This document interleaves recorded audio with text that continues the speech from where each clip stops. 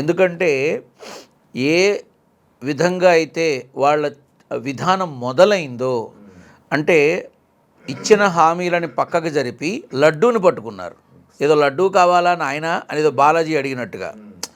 ఇక్కడ విషయం ఏంటంటే, నేను ఎవరికీ సంబంధించిన వాడిని కాదు, కానీ నేను నేరుగానే మాట్లాడతా.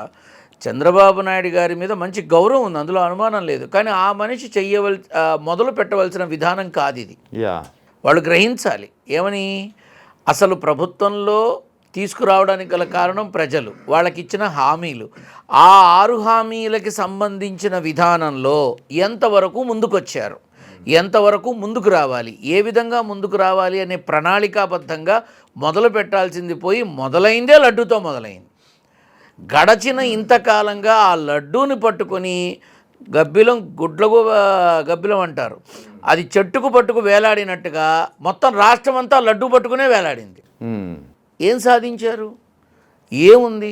మొదట్లో అదేదో పంది కొవ్వు అన్నారు, అవును, ఇంకో కొవ్వు అన్నారు, కల్తీ అన్నారు, అదన్నారు, ఇదన్నారు. ఒకటి కాదు, భగవంతుడిని నమ్ముకుని బ్రతికే వాళ్ళ మనసులన్నీ గాయపడే విధంగా చాలామంది చాలా రకాలుగా మాట్లాడారు.